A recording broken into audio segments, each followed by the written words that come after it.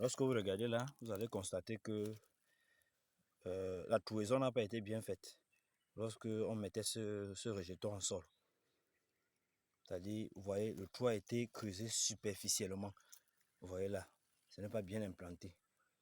C'est pour cela que lorsqu'il faut faire la trouaison pour le planting de bananier plantain, il faut bien creuser le trou. Il faut que le trou soit profond afin que le rejeton soit profondément enfoui pour que lorsqu'il va grandir, il soit solidement implanté au sol. Ce genre de rejeton, il va évoluer.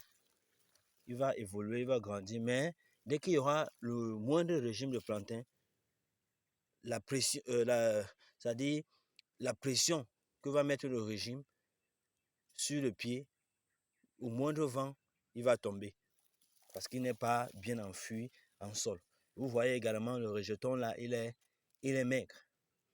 Vous voyez un peu, il ne prend pas bien du volume comme il le devrait. On va voir un autre. Vous voyez, celui-ci par exemple, il grandit mieux parce qu'il est solidement enfui. On l'a bien enfui en sol. Le trou a été bien creusé. Vous voyez, il grandit et grossit mieux que le précédent. Ok, un trou comme celui-ci, il est bon à cette profondeur. Ce qu'on va donc faire, on va d'abord mettre du fumier, c'est-à-dire les feuilles mortes là, la terre noire là. On va la mettre à l'intérieur. Et puis au-dessus, on va donc déposer notre rejet. On va le déposer, se rassurer qu'il est centré. Mettre dans la terre à un niveau et compléter avec le fumier. On va mettre le fumier tout autour. Parce que ce fumier qu'on met au fond et autour va enrichir ce sol. Il va se décomposer après putréfaction. Il va considérer et il va être utilisé par la plante comme matière minérale pour nourrir la plante afin que cette dernière puisse mieux se développer. Vous savez, un rejeton comme celui-ci qu'on met en sol, pour bien démarrer, il a besoin d'un sol riche. On doit pas, il ne suffit pas de mettre forcément l'engrais chimique à partir de cette fiente, à partir de cette matière organique, à partir de ces feuilles mortes. Le rejeton va bien se développer et il va démarrer sans problème. Et quand vous voyez autour, il y a encore de l'espace. On n'a pas mis la terre totalement. Cet espace-là va permettre à ce que lorsqu'il va pleuvoir, l'eau va être bien conservée par la plante et le reste de feuilles qui vont descendre des arbres, les feuilles mortes vont encore s'accumuler et ça va constituer une bonne réserve de matière pour le bon développement du rejeton. Donc, voilà comment est-ce qu'il faut faire de façon simple le planting de banane plantain. C'est-à-dire, lorsque tu n'enfuis pas bien, lorsque le rejeton n'est pas bien introduit en sol, il va se développer, mais déjà, il sera maigre. Il ne va pas correctement se développer. Et autant il sera maigre, autant le régime de banane ou de plantain qu'il va produire sera aussi maigre.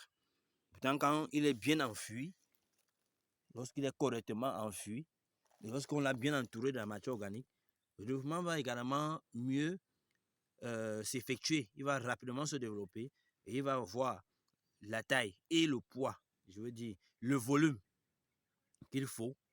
Et par conséquent, on aura un bon régime de plantain. Donc voilà de façon simple. Parce qu'il y en a, cette vidéo, on l'a fait pourquoi? Parce que dans une précédente vidéo, il y a l'un de nos fidèles abonnés qui a posé la question de savoir, ou alors qui a eu la préoccupation selon quoi, dans sa plantation, dans sa bananerie, il s'est rendu compte que lorsque un petit vent passe, presque tous les plantains, tous les pieds sont au sol. Ça, c'est, on résout ce problème dès la base. Parce que maintenant, même si tu mets un support, ça va te prendre du temps, ça va te prendre de l'argent. Et jusque-là, ça ne va pas forcément résoudre le problème. Parce que quand ce n'est pas aussi bien enfui, la prise de la matière en sol est difficile pour la plante. Donc, il faut bien enfouir le rejet lorsque on le met en sol. C'est là où on résout ce problème. Et lorsqu'il est bien implanté, quand le régime de banane ou de plantain va sortir, quel que soit son poids, ça ne va pas porter atteinte ou désorienter la plante. Ça ne va pas le faire tomber le pied en fait.